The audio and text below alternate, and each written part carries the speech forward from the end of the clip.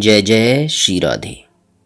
प्रिय भक्तों, यह कथा एक विरक्त संत ने भाई जी श्री हनुमान प्रसाद जी पोद्दार को कलकत्ते में सुनाई थी।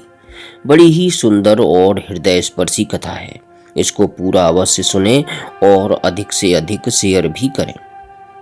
दो भाई थे, पर दोनों के स्वभाव में अंतर था। बड़ा भाई साधु सेवी और भगवान के भजन में रुचि रखने वाला था। दान पुण्य भी करता था, सरल हृदय था, इसलिए कभी कभी नकली साधुओं से ठगा भी जाता था। छोटा भाई अच्छे स्वभाव का था, परंतु व्यापारी मस्तिष्क का था। उसे साधु सेवा, भजन और दान के नाम पर ठगाया जाना अच्छा नहीं लगता था और वह यही समझता था कि ये सब ठगी के सिवा और कुछ नहीं है। अतः वह बड़े भाई के कार्यों से सहमत नहीं था। उग्र विरोध तो नहीं करता था, पर समय समय पर अपनी असम्मति प्रकट करता और असहयोग तो करता ही था। बड़े भाई को इस बात का बड़ा दुख था कि उसका छोटा भाई मानव जीवन के वास्तविक लक्ष्य भगवान की प्राप्ति के साधन में रुचि न रखकर दुनियादारी में ही पूरा लगा हुआ है। बड़े भाई की अच्छी नियत थी और वह अपने छोटे भाई को भगवान की ओर लगा देखना चाहता था। वह समय समय पर नम्रता और युक्तियों से समझाता था, दूसरे अच्छे लोगों से भी कहलवाता, उपदेश दिलवाता था, पर छोटे भाई पर कोई प्रभाव नहीं था। एक बार अपनी शिष्य मंडली सहित एक विरक्त महात्मा उनके शहर में आए। बड़ा भाई साधु सेवी था ही, वह महात्मा की सेवा में उन्हें एक दिन भिक्षा कराने की इच्छा से निमंत्रण देने पहुंचा। वहां बात ही बात में उसने अपने छोटे भाई की स्थिति बतलाई। महात्मा ने पता नहीं क्या विचार कर उससे कहा कि तुम एक काम करना, जिस दिन तुम्हारा छोटा भाई घर में रहे उस दिन हमें भोजन के लिए बुलाना और हम लोगों को ले जाने और लौटाने के समय एक बाजा साथ रखना। तुम्हारा छोटा भाई जो करे उसे करने देना, शेष सारी व्यवस्था हम कर लेंगे। महात्मा की आज्ञा अनुसार व्यवस्था हो गई। बजते हुए बाजे के साथ महात्मा मंडली सहित आ रहे थे। घर में उस दिन ज्यादा रसोई बनते देखकर और घर के समीप ही बाजे की आवाज सुनकर छोटे भाई को कुछ संदेह हुआ और उसने अपने बड़े भाई से पूछा कि रसोई किस लिए बन रही है और अपने घर की ओर बाजे के साथ कौन आ रहा है। बड़े भाई ने कहा, एक पहुंचे हुए महात्मा अपनी शिष्य मंडली सहित यहाँ पधारे हैं और उन्हें अपने यहाँ भोजन के लिए बाजे गाजे के साथ लाया जा रहा है। महात्मा भी पहुंचने वाले ही हैं। छोटे भाई को ये सब बातें बहुत बुरी लगी। उसने कहा, आप ये सब चीजें करते हैं, मुझे तो अच्छी नहीं लगती।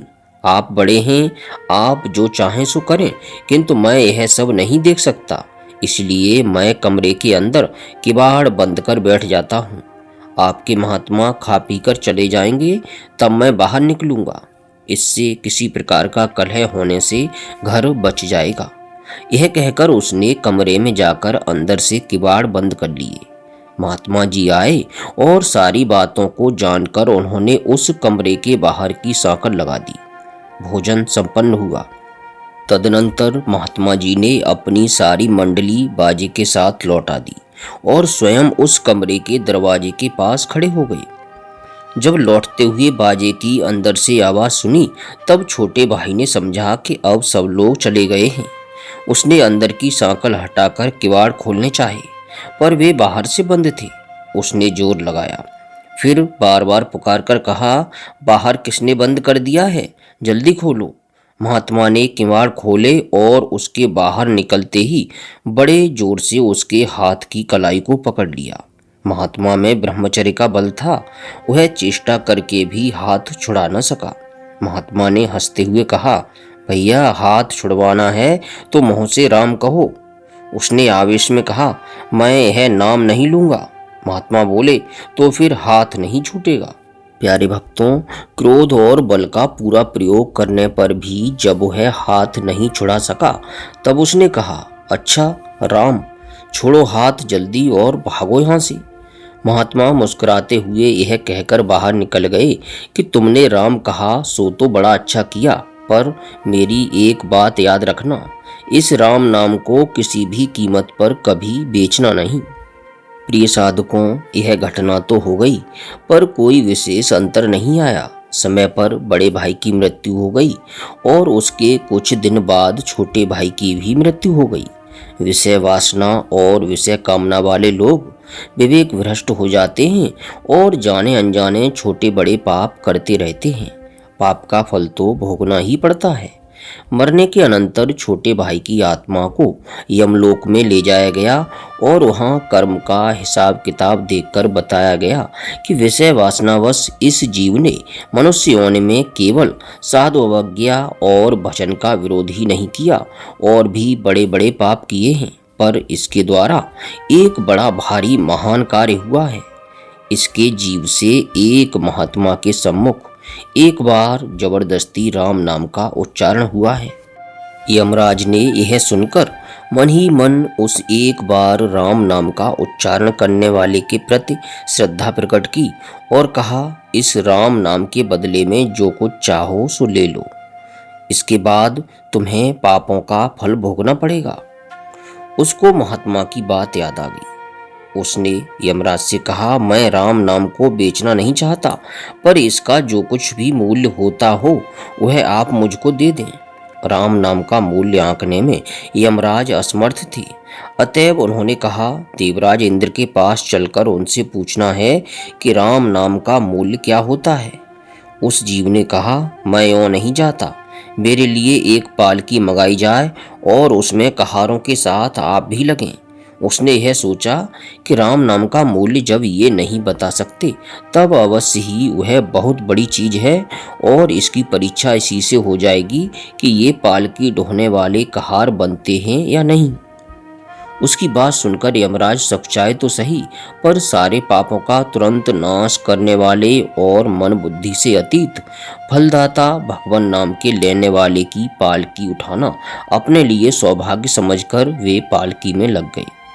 पालकी स्वर्ग पहुंची। देवराज इंद्र ने स्वागत किया और यमराज से सारी बात जानकर कहा, मैं भी राम नाम का मूल्य नहीं जानता, ब्रह्मा जी के पास चलना चाहिए। उस जीव ने निवेदन किया, यमराज के साथ आप भी पालकी में लगें तो मैं चलूं। इंद्र ने भी उसकी बात मान ली और यमराज के साथ पालकी में वे भी जुट गए। ब्रह्मलोक पहुंचे और ब्रह्मा ने भी राम नाम का मूल्य आंकने में अपने आप को असमर्थ पाया और उसी जीव के कहने से वे भी पालकी में जुट गए। उनकी राय भगवान शंकर के पास जाने की रही, इसलिए वे पालकी को लेकर कैलाश पहुंचे।